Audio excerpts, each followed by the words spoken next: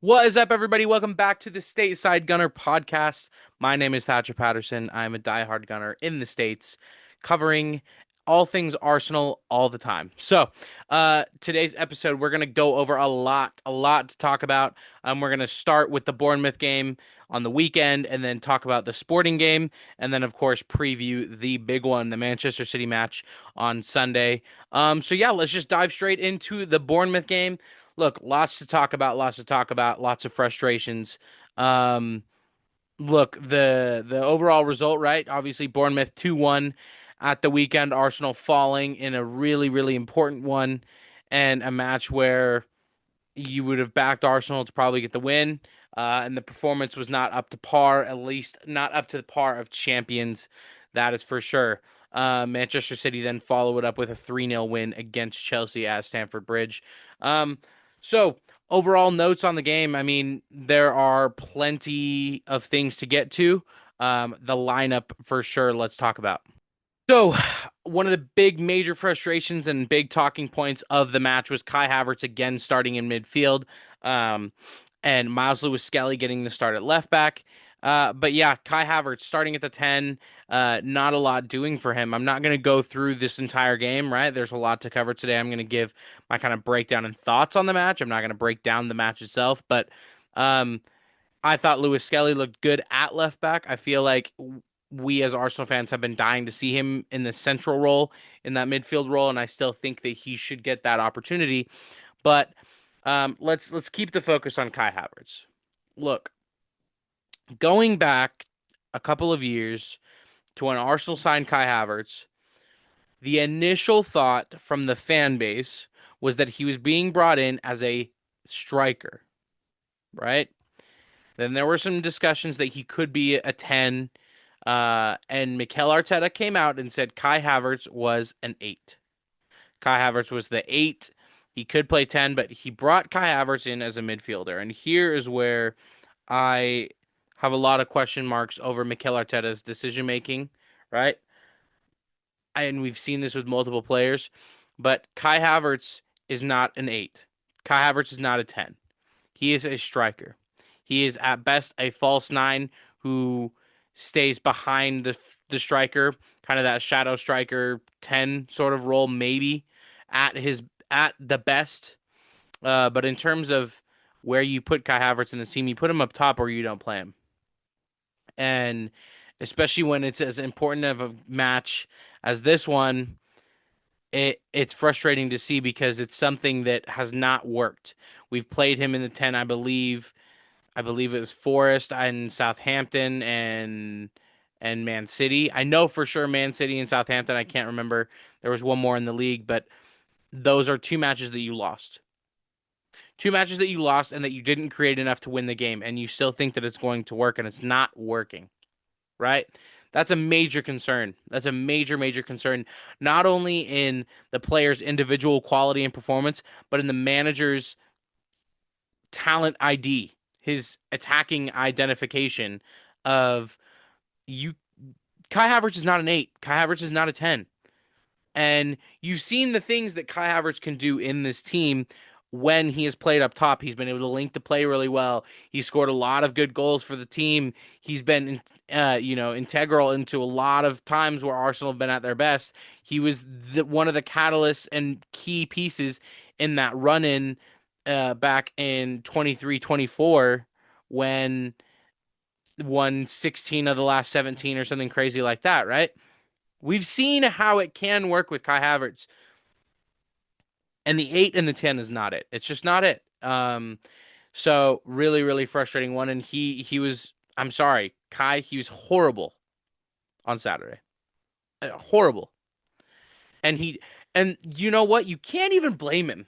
And that's kind of what I look at is Kai Havertz, if you're putting a player in a position that they're not best suited for in a team that is struggling offensively in the attack in a must-win game, it's not his fault that he can't perform to the level that you want, right? You need to put players in the best position that they can to be successful. And Kai Havertz in the midfield, that is not putting your player in the place to be successful. Um, Yeah, I don't want to see it again. We didn't see it obviously on yesterday on Wednesday. We'll get to that in a little bit, but I don't want to see it, especially on Sunday. Um, let's talk Miles Lewis Skelly. I thought Lewis Skelly, he had a pretty decent game, all things considered. Especially knowing that he hasn't played a whole lot this season. Coming right into that side, I thought he was great. He brought a lot of the energy and drive that we want, especially in this run-in, and especially in a team that doesn't have that right now, doesn't have that spark, that drive, and it makes me frustrated because I want to see the midfield experiment, especially when Zubamendi was putting in performances that he did on Saturday. Zubamendi was so poor, and it was the biggest talking point of the weekend, other than the fact that Arsenal lost, was how poor Martin Zubamendi was, and quite honestly, how poor Martin Zubamendi has been. I think since maybe the Manchester United game, and that was what, December or January. I mean, he hasn't been playing to the levels, but the problem and reason for that is that he has not been rotated, right? And another Mikel Arteta point of, you brought in a player like Christian Norgard. You let Jorginho walk, brought in Norgard. Everybody thought good piece of business. Good. You get the captain and the experience and the calmness. And he's played, I think the stat was 56 minutes in the Premier League, something like that. It's it makes no sense to me, and I know that if Norgard would have started, people would have been up in arms. But these are the decisions that you have to make if you're Mikel Arteta. When the performances are not working and they are not up to par, you have to make a change. And when you have the option to make a change, which he's lucky that he has that option right now, right? I mean, we're begging for certain players to come back, but Martin Zubamendi has his clear number two available, and it's not working. It wasn't working on Saturday, and you didn't get to see Norgard, and it was poor. Ben White, poor again. Um, Mosquera came in eventually. Um, and yeah, I mean, just not enough. And I think Bournemouth outclassed you, outplayed you for pretty much the entire match. Uh, and it was a tough one to take. It was a really tough one to take, and the style of play was so frustrating, and we'll get to that in my 3-2-1 later. But the style of play is it's it you this team is scared to make mistakes, but the one place that they're acceptable and willing to take a risk is at the back. And that makes no sense to me. Where you have the most stability with Gabriel, Saliba, David Raya, whoever's at left back, but and even Ben White. As much as we want to get on to Ben White, he's experienced, he's played in the side. But why are you willing to take the risks at the back? And up top, there's no desire, there's no creativity, there's no risk taking, and that's what's so frustrating. And the fans obviously got onto David Raya for holding onto the ball, not playing, players playing passes backwards or sideways. There wasn't that drive and desire to go forward. And look, I mean, that's what cost you the game. And now you're in a really interesting position for the weekend, and we'll get onto that. But look, that's kind of my takes on the Bournemouth game. I'll get into when I do my 3-2-1 later. It'll be a mix of the Sporting game and the Bournemouth game. So that's all I really want to talk about in terms of the Bournemouth performance. There's not a whole lot to mention other than the fact that it was poor. Um, so yeah, that's enough of the Bournemouth game. Let's jump over to yesterday's action against Sporting in the Champions League. Excuse me. Um, you had a 1-0 result at Sporting. You brought it back to the Emirates for the second leg to go to with a chance to go to your second semifinal in consecutive years. So look, the lineup probably about at what everybody thought. Hincapie coming back into the side at left back. Mosquera getting the start at right back. I thought that was a really good call from Arteta, not continuing to play Ben White when he's in bad form. Zubamendi, Rice, Eza in the midfield. Martinelli, Madueke, and Gyökeres up top. So obviously, I mean, I said this in my match reaction. It was never going to be an easy game. It was never going to be something where you could, just chill out and score a few goals and call it a day and you're into the semifinals. It was always going to be a tough battle, whether or not it meant Sporting was putting you under pressure or you just had to deal with the physicality and pressure they were putting on you. And I think that's kind of what it looked like, right? The first 10, 15 minutes, I mean, the atmosphere was great. That tifo was amazing.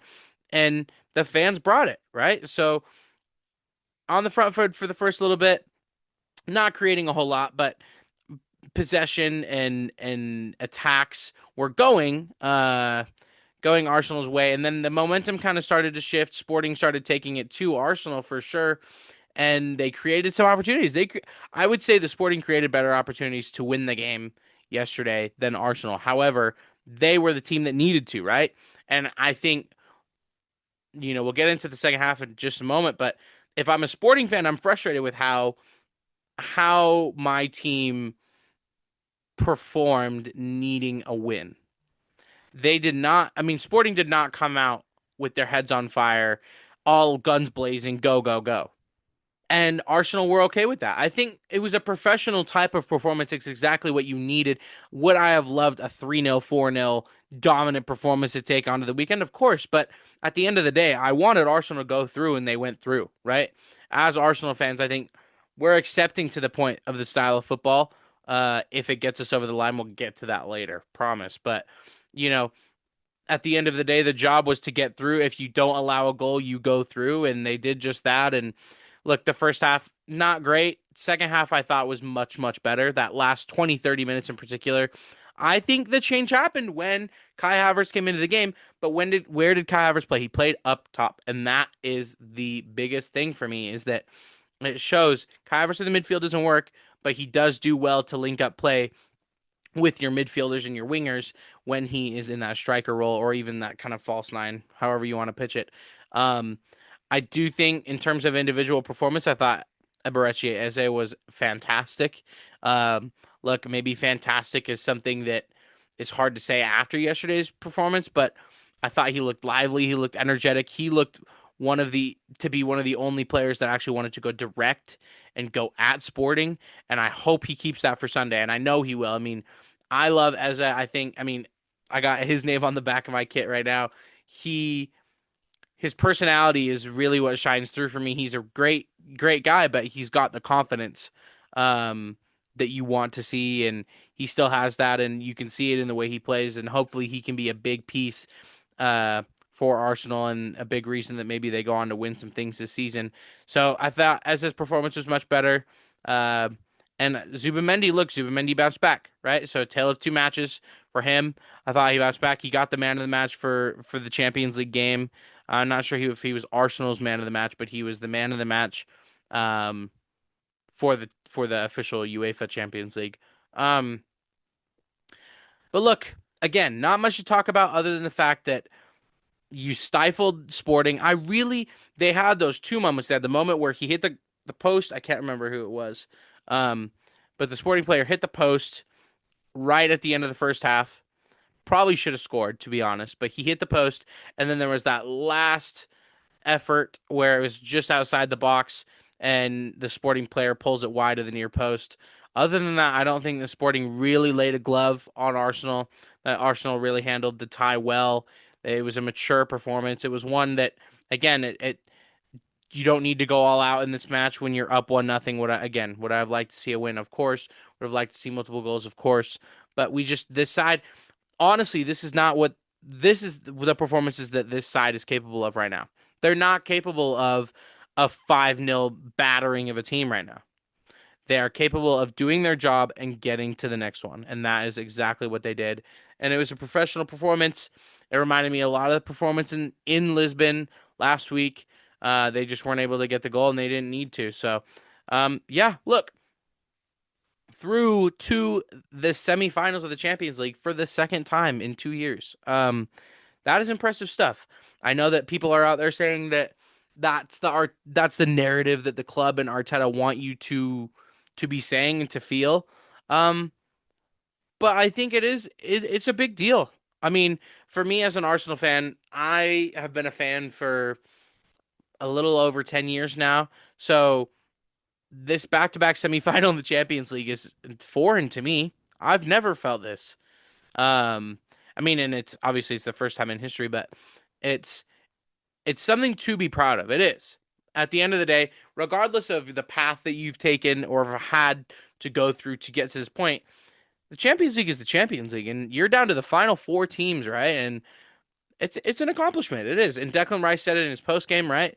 The Anita, I believe it was, asked Declan, Is there what's the frustration tonight? And Declan's like, frustration, we're through, right? And I will say, you could see the look on Declan Rice's face at the end of the game where he was like, man, that just it took it out of us, right? But at the same time, he's right. He said, and I'll go on to Eze's press conference before, but or after this, but he said, look, pressure, frustration, there's no frustration. We're through to the semifinals. It's a great opportunity for us. We don't care what other people think. We just care what we think as this group. And I think that's great. It's a right message to say, and it's a captain's message to say. Notice that Declan Rice has been the captain while Saka and Odegaard have been out.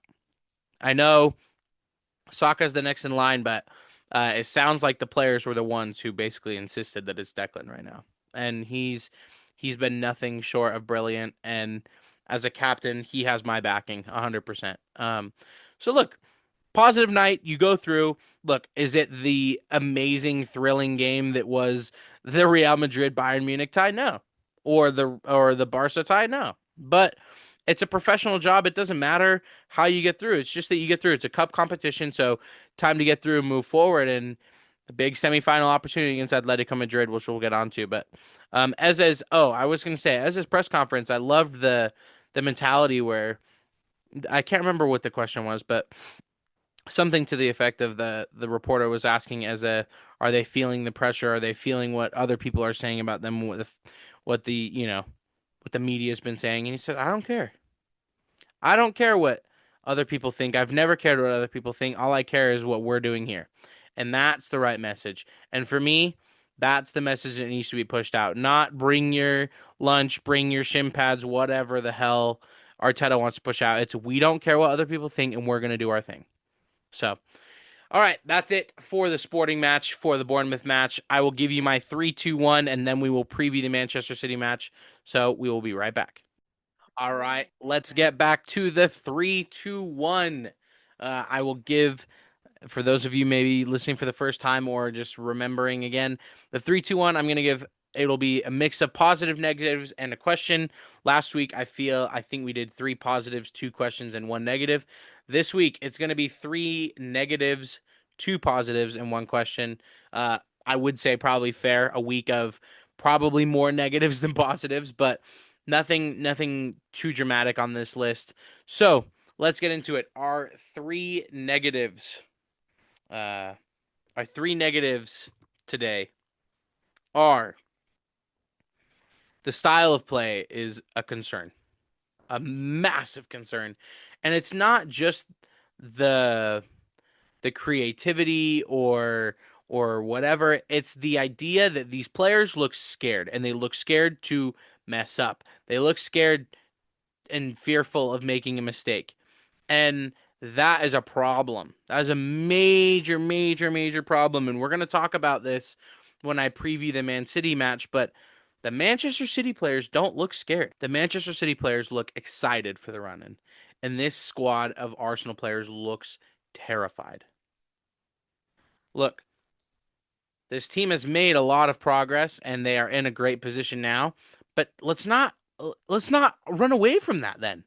Don't think about, look, yes, second again, ole ole. It's been 3 seasons of second place and lost to City in the final, but stop looking scared. This is a side that you're in this position for a reason, right? So that's negative number 1. Negative number 2 is the attack looks so dull. And I know that they kind of go hand in hand, but the attack in particular looks out of answers. They don't have any more. And I think it's combinations of in terms of player combinations. Stop playing a front 3 that is proven to not work. Stop trying to put Havertz behind him. It doesn't work. But they got to come up with some more answers because they're going to need some answers coming here on Sunday, right?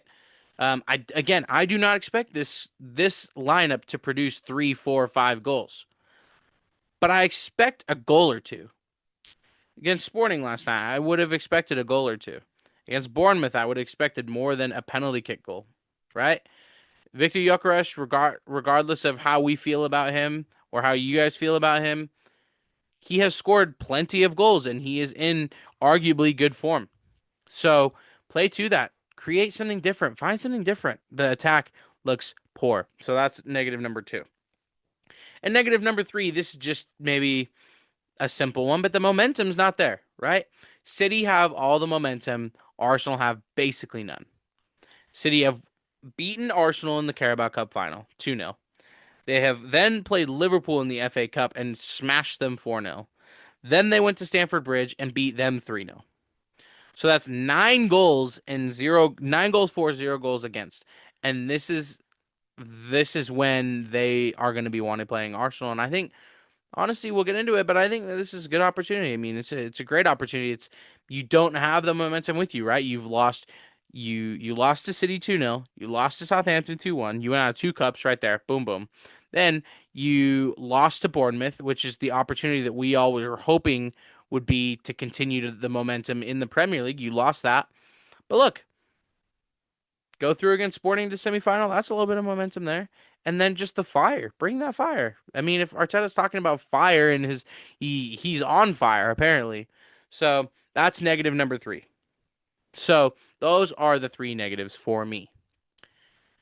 Okay, but here are the two positives. Let's get into the positives. Let's talk some positivity here. I think it's tough to talk positives this last week or so, but I thought let's get into it. Number one, you are through to the semifinals of the Champions League for the second consecutive year. And after not being in the Champions League for so long, being able to make it back the first year you're back, you make it to the quarters, you go out against Bayern. Then the next year you go through to the semifinals, lose to the eventual champions, and now you're through to the semifinals again after topping the league phase. So that's a massive positive, and that's a positive that can give you momentum and excitement. And I think that this squad and these fans, right? We all need to use that as like, that's a big deal. That's a big deal. So positive number one, through to the semifinals of the Champions League. That's a major positive. Number two, it's in your hands. Everybody's saying it's in City's hands, right? It's in City's hands. It's back in City's hands. It's theirs to lose now if they no. It's in your hands, Arsenal. Whatever happens now in the rest of the season, it's in your hands. Go win at the Etihad. Go beat Atletico Madrid. Get into a final of the Champions League. These are things that are in your control, your Arsenal control. It is in your hands. Everybody's saying, oh, well, if Man City win all of their games, it'll come down to goal difference. What if Arsenal go win on all their games? Now, do I personally feel that Arsenal are going to win all of their Premier League games? Maybe not. Do I think they're capable of it? Yes. Do I think they're capable of going to the Etihad and getting a result? Yeah, I do. And maybe I sound stupid for that. But this team has shown me enough over this season to feel that they can go to the Etihad and get a result. A result is even a tie, a draw, right? But it's in your hands. The rest of the season is in your hands, Arsenal. You win every game, you're champions. Champions of the Premier League for the first time in 22 years. It's in your hands. Um, that speaking of goes a little bit with my one question. Um, and my one question is for Arsenal. The one question is, how much do you want this? How much do you want it? Right? You have been battered in the media, bantered by fans for years now. The one season that maybe you got some grace was that first title charge. After that, it's been the bottlers in the second place again, ole ole. Champions of Europe, you'll never sing that. City are coming. The Sharks smell blood in the water. Always the bridesmaid, never the bride. How much do you want this? If you want this, you go to the Etihad on Sunday and you beat them. And you end this title right then and there at their home ground. As down as I have been about this team, and I will say, this weekend really, really, really, to me, felt season defining, right? But then you look at it if you go to Manchester City on Sunday and you beat them, you are now 6 points clear. You're 9 points clear with their game in hand, but you are definitely 6 points clear of them. You've taken 3 points for yourself and you've prevented them from getting any. And you could, I know that a lot of people are saying this. I personally feel this too. I think if you beat Manchester City at the Etihad on Sunday, it's done. It's done. Now, is this Arsenal team fully capable of beating Manchester City at the Etihad and then losing at home to Newcastle? Yes, they are. But that could be the momentum shifter that you need. This weekend, could it be season defining? Yeah. But could this weekend be season defining? Go win it. How much do you want it? Arteta says he's on fire. Show me that fire on Sunday. Go. Go win it. Would I be happy with the draw? I think I would be. But if Arsenal go and beat Manchester City at the Etihad, that is a statement. So how much do you want this Arsenal? Not only how much do you want the Premier League, how much do you want the Champions League? Two matches against Atletico Madrid, which is probably favorable. Argue it. I mean, it's tight, but you'd probably favor Arsenal over two legs. This is an Atleti side that, while playing really, really well, Arsenal beat them 4-0 earlier in the season. And then you have a final. And you have a final, anything can happen in a final. PSG, Bayern, both of them incredible sides. I think that side probably should be the final, right? But now you're lucky enough that you have the opportunity to play one of them if you get through. And anything can happen in a final. And by then, maybe you've won the Premier League already. And your players, maybe you get Saka and Odegaard and Timber, and maybe even Marino comes back and you have a fully fit squad. You've won the Premier League. You have the momentum, and you could go win it. You could go win the double. How much do you want in Arsenal? I'll pitch that to you. How much do you want it? Because I'm dying for it. I can't. We as a fan base cannot take second place for 4 years in a row. You are in a fantastic position. Go get it done. All right. In terms of the motivational speeches, there might be one later, but that was my 3-2-1. Let's dive into the Manchester City match this weekend. All right, Manchester City hosting Arsenal on Sunday at the Etihad. Massive game, title decider. A lot of people are saying I feel the same. Um, so let's talk about what I think maybe the keys to success are here um, for Arsenal on Sunday. Number one, do not go set up to not lose.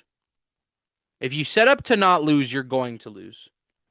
This team, I love this team, and I love we've seen so many positive things defensively and in the midfield, but this team I don't think is set up for 90 minutes of defending at the Etihad, and we saw it in the Carabao Cup final. But do not go set up to not lose.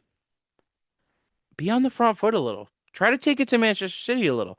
You don't have to go all guns blazing, and by no means am I saying that, because you will get caught out. But take it to them. Set the tone a little bit. If you sit back and let City play all over you, you're going to get caught out. So do not set back to draw or to not lose, right? And that's something that I think one of the coaching tactical standpoints that drives me insane when any manager does it, to set up to not lose. You can set up to not lose. Let's say it's 1-1 in the 80th minute at the Etihad on Sunday. Set up to not lose then, okay. But don't come out minute one setting up not to lose. Go for it a little. You are the number one team right now. Manchester City are out of the Champions League. They're behind you in the Premier League. You show them why. Show them why you're the number one team in the Premier League.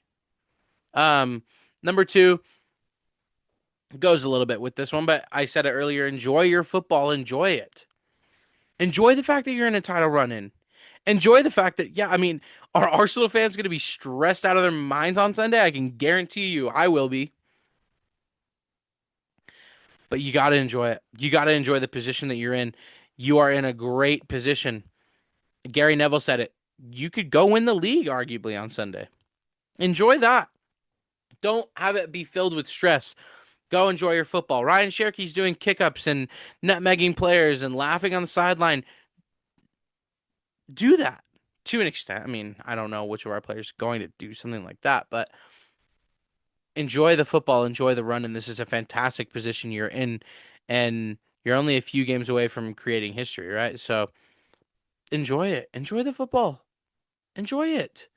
I want to watch an Arsenal side go at it and give it everything they got and enjoy it. And you know what? If you lose 1-0 on a crazy last minute winner, am I going to be heartbroken? Yes, but I'm going to be proud of the idea that we didn't go set up to lose or set up to not lose. So enjoy the football. And lastly, look, this is all a little bit similar to the 3-2-1 here, but you have a chance to make history. If Arsenal go to Manchester City on Sunday and beat Manchester City, I would say that you've won the league there. And let's say that you do go on to win the league. That result will probably be one of the biggest Arsenal results in the Premier League, at least, probably in my lifetime. That will be the match. City in 26. That will be the match that people will talk about. And then you can go on and maybe do something in the Champions League, right? But go make history. Go do it. City have to be talking back about needing to not lose. If we're being real, City are the team that need to win, right? So maybe take advantage of that. Take advantage of the fact that they are the ones who need to win. Because trust me, if Arsenal squeak out of there with a draw, City fans are going to be pissed and they're going to say it's over. After all this banter this last week of the bottling and second, they're going to come second. The Sharks are coming. You're going to lose. The momentum's all going your way. They need the win. City need to win. Arsenal don't technically need to. I would love to see it, right? But City are the ones who need to be the aggressors. And so be ready for it. It's your chance to make history, Arsenal. A lot of motivational speech there from me. Um, but it's because how I just feel like I want on Saturday, I was feeling honestly the lowest I've ever felt about this squad this season. And it took me a while to get over, and I'm still personally not over it, but I'm trying to now look at it with the lens of we go now. Go now. Go for it now. Right? I want I mean, I can't say I won't be stressed on Sunday, but I want to feel like, yeah, let's go. This is our time. This is the opportunity. Seize the opportunity. What do they call it? Make it happen. This is your chance to make it happen. And I feel so strongly that we can look back at this season as something of an incredible season.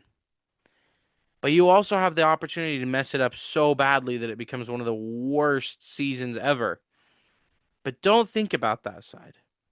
Fans can think about that side, and we will, and we will be saying that for a while until it gets to the time of when the results are final. But think about the fact that you have the chance to make history. You have the chance to make a statement, to make people respect you.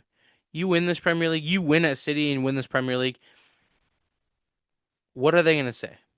Still champions of Europe. Oh, weakest Premier League side. No. Go win on Sunday, win this Premier League, get it done. Then you take a go again to Atleti, get that done. Get into a final. Come on, Arsenal. We can do it. I feel confident we can do it. It's all down to you. And use that as an excitement rather than a fear. I coach I coach youth soccer, and there have been times we've been in finals and we've won finals and we've lost finals, and I've said be excited at the opportunity. What a great opportunity this is. Is there a lot on the line? Yes, but that is a blessing. That is an opportunity. There's a lot to lose, but there's a lot to gain. So I hand it over to you, Arsenal, on Sunday. Get the job done. That is it for me this week. On this episode of Stateside Gunner Podcast, I appreciate the support. I appreciate the likes, comments, subscribe, whatever, all that good stuff. Do it on YouTube, do it on the other social medias. I appreciate it. We'll catch you on the next one.